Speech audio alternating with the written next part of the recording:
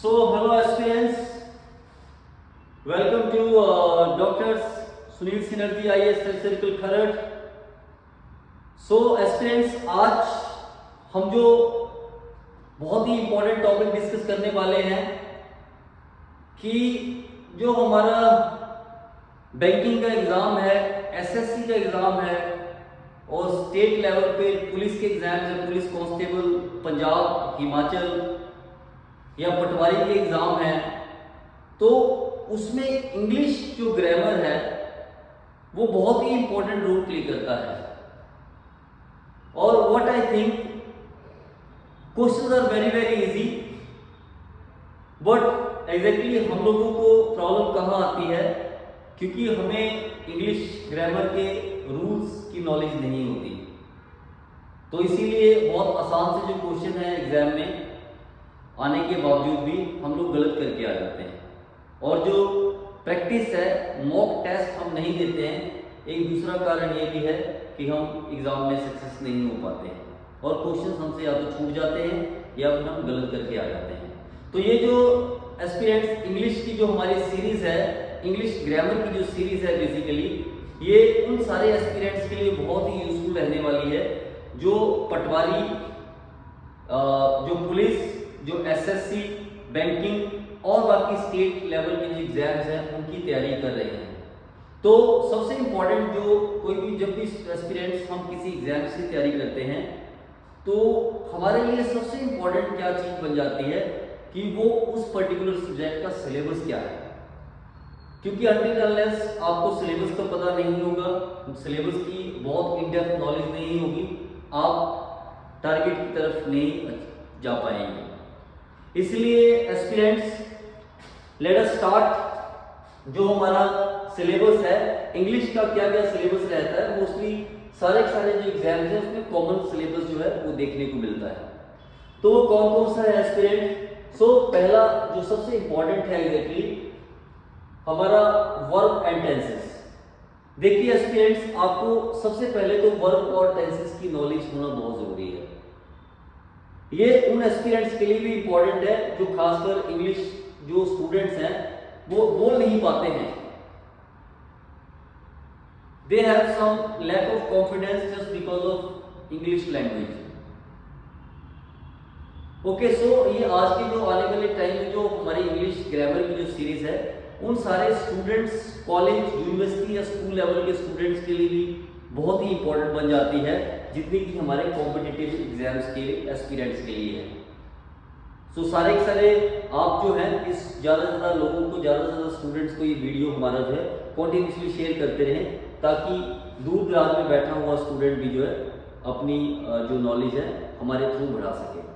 So now aspirants and students, so most important verb and tenses की knowledge होना हमारे लिए बहुत ही ज़्यादा इंपॉर्टेंट है। जब तक आप लोग को वर्ब एंड टेंसेस की नॉलेज नहीं है, हम लोग ग्रामर में आगे प्रोसीड नहीं कर सकते हैं। उसके बाद जब हमें ये सब नॉलेज हो जाती है, फिर हमारा noun, pronoun, then subject verb agreement. So very important point है, सब्जेक्ट क्या होता है, वर्ब क्या होता है, उसको कैसे हमें यूज करना है सिंगुलर और प्लूरल फॉर्म में, वो बहुत ही ज्यादा इंपॉर्टेंट है। फिर एडजेक्टिव का टॉपिक बड़ा इंपॉर्टेंट है, एडवर्ब आता है, कंजंक्शन आती है, prepositions of time and place, then articles की नॉलेज भी बहुत ही बेसिक है। और what I think the knowledge of articles is very important for each and every student who is really excited to speak English and who is really preparing for these competitive exams. Articles, tenses, verb, noun, pronoun, adjective, adverbs, then narrations, then you can see voice, fill double phrases, then idioms and phrases, then next one word substitution, then after that synonyms, then after that antonyms, then sentence arrangements, and in the last is one of the most easy topic that we have seen so far, comprehension. So students, ये जो सारा syllabus है, mostly सारे जो competitive exams हैं वो सारा जो सिलेबस ये कवर करता है। प्लस जो इंग्लिश स्पीकिंग करने वाले, इंग्लिश स्पीकिंग कोर्स इन्होंने ज्वाइन किया है या फिर जो ज्वाइन करना चाहते हैं या फिर बिना कोर्स ज्वाइन किए जो इंग्लिश बोलना चाहते हैं, they want to improve their English, तो उनके लिए भी ये सारा सिलेबस जो है बहुत ही इंपॉर्टेंट हो जाता है। सो देखिए कोई नई चीज नहीं है। पहली बात एस्पिरेंट्स, आप लोग बिल्कुल एक दिमाग में बात बिल्कुल निकाल दीजिए कि हम लोग कोई नई चीज पढ़ रहे हैं या कोचिंग में आकर या फिर हमारे चैनल के थ्रू आप लोग कोई नई चीज जो है पढ़ रहे हैं। मैं भी बचपन में जब स्कूल में था, हमारे टीचर्स हमें ये सब पढ़ाते थे। आज भी जो बच्चे स्कूल में जाते हैं उनके टीचर्स भी सब कुछ ये पढ़ाते हैं, लेकिन डिफरेंस क्या है? डिफरेंस ये है कि हम उस टाइम पे एक कॉम्पिटिटिव एस्पिरेंट वाला जो था वो रोल नहीं हम प्ले कर पा रहे थे, क्योंकि स्टूडेंट होते हैं, हमें लगता है कि हमें सिर्फ एग्जाम पास करना है या नॉलेज लेनी है, बट हम उस नॉलेज को बेसिकली यहाँ पे इम्प्लीमेंट करेंगे तो डेफिनेटली हम लोग कोई ना कोई एक अच्छा एग्जाम जो है स्टेट लेवल पे या सेंट्रल लेवल पे जो है हम क्रैक कर सकते हैं। So please make your mind कि हम लोग कोई नई चीज नहीं पढ़ रहे हैं, हम लोग सारा जो बचपन से लेकर आज तक हमने पढ़ा है, हम उसी को ही दोबारा से क्या है रिवाइज करने की कोशिश करते हैं। So no my dear student, आप बने रहिए लगातार इस वीडियो में, इस वीडियो सीरीज में, और एक भी वीडियो हमारा मिस ना करें, और ज्यादा से ज्यादा स्टूडेंट जो ट्राइबल एरिया में बैठे हैं, जो विलेजेस में बैठे हैं, ठीक है, सो आप उनके तक, उन सभी स्टूडेंट्स तक हमारा ये वीडियो है इंग्लिश वाला पहुंचा सकते हैं, ताकि वो लोग भी घर बैठे इन वीडियो के थ्रू अपनी पढ़ाई जो है वो कंटिन्यू कर सके और इन क्लासेस से कुछ सीख सके। So let us start students. I hope जब भी आप लोग, एक बात बिल्कुल ऐड करना चाहूंगा, जब भी आप हमारे इन वीडियो को देखते हैं तो हाथ में पेन और कॉपी जरूर लेके रखें, ताकि जो इंपॉर्टेंट पॉइंट्स हैं वो आप वहां पे जो है नोट कर सकें। So now let us start with first, that is subject verb agreement.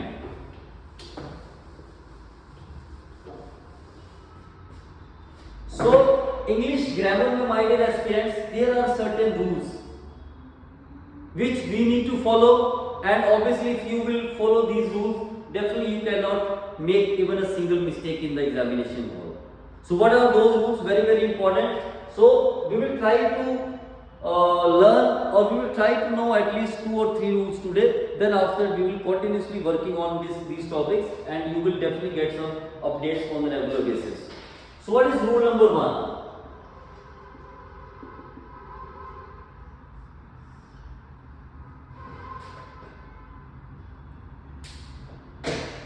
So now rule number 1 regarding subject verb agreement, very important. So you can write down rule number 1, singular subject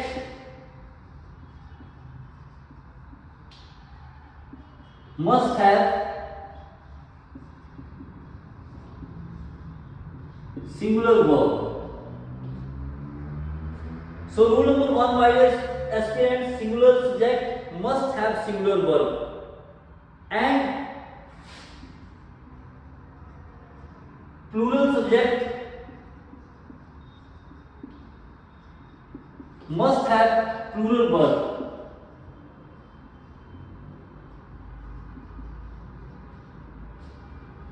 ठीक है, so this is very easy rule number 1 for subject verb agreement. So very important, singular subject must have singular verb, whereas plural subject must have plural verb. It is very important. So we will try to understand this rule number 1 with the help of some examples. So let us see one example. We can see, for example, singular subject.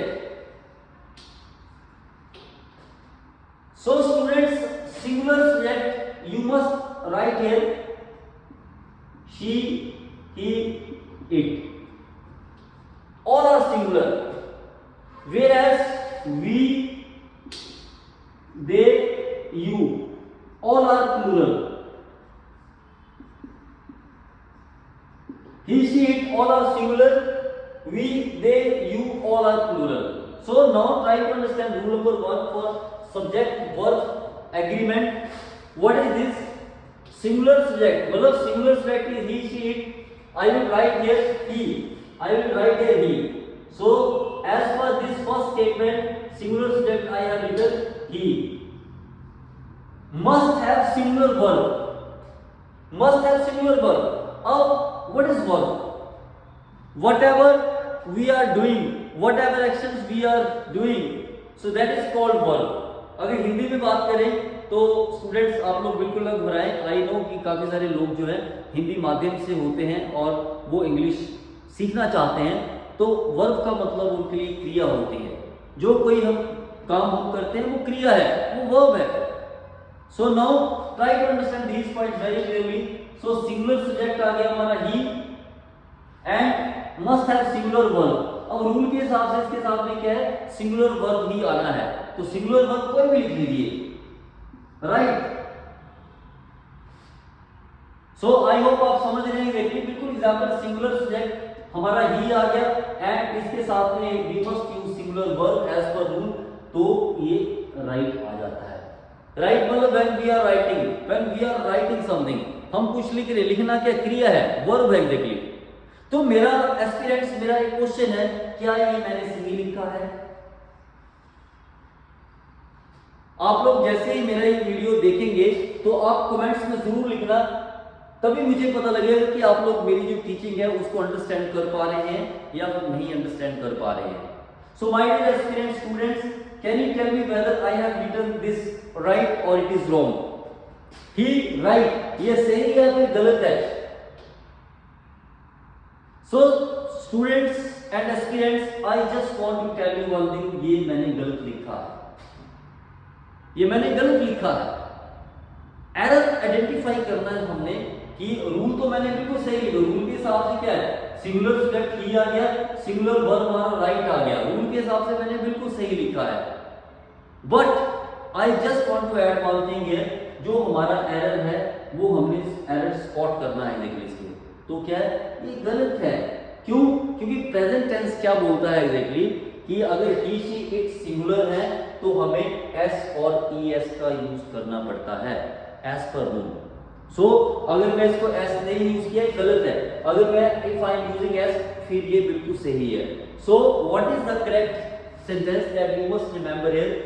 He rights. So this is very very easy. She, एक और example लेते हैं, she writes.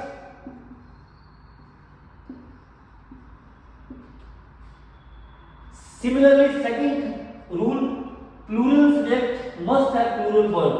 It means plural क्या है? We, they, you. So they, I have used they as per the rule. It is plural subject and must have plural verb. They write. Yeah, they write. Is it correct? Once again, no, my dear students, this is wrong. No, this is correct. They write. क्योंकि plural के साथ में as per rule क्या है, present tense है, तो plural के साथ में we are not using S or ES, we are going to use only write. They write, you write. So very very important point that you should understand here. So rule number 1 जो है, what is this rule number 1 for subject verb agreement? वो rule बोलता है कि singular subject होगा that must have singular verb and plural subject होगा that must have plural verb. Very very important. Example क्या आ गया? He writes, she writes. Okay. Then you can see they write. We go to walk. Okay. We play. Very very important. We write. We sleep. We eat. All these because that is not supported by s or es. क्योंकि present tense के rule के हिसाब से क्या है कि S or ES का use जो होता है हमेशा सिंगुलर के साथ होगा, प्लूरल के साथ बिल्कुल भी नहीं होगा। तो ये जो है हमारा सब्जेक्ट वर्ब एग्रीमेंट का रूल नंबर 1 है। इसी तरह से हम लोग एस्पिरेंट्स आने वाले 2 या 3 दिनों में हम लोग what we are going to discuss subject verb के हम 14 से 15 या 16 रूल्स जो है हम यहाँ पे आपको सिखाने वाले हैं। और रूल पढ़ने के बाद, रूल लर्न करने के बाद, रूल सीखने के बाद आप लोगों को हम एक एक्सरसाइज करने को देंगे जो कि बहुत ही इंपॉर्टेंट है। इन्हीं रूल्स के बेस पर जो है आप वो एक्सरसाइज अटेम्प्ट कर सकते हैं। आई होप आज का जो रूल नंबर 1 है आप लोग समझ गए होंगे। अगर आप लोगों को कोई भी किसी तरह की इंक्वायरी करनी होगी तो आप लोग जो है हमारा जो वीडियो देखने के बाद चैनल में अपने कमेंट्स के साथ जो है आप अपने क्वेश्चन पूछ सकते हैं। हम आपको अपना नंबर डिस्कस करके, अपना नंबर शेयर करके आप उस नंबर पे हमारे you can reach to us. So thank you very much and we wish you all the very best.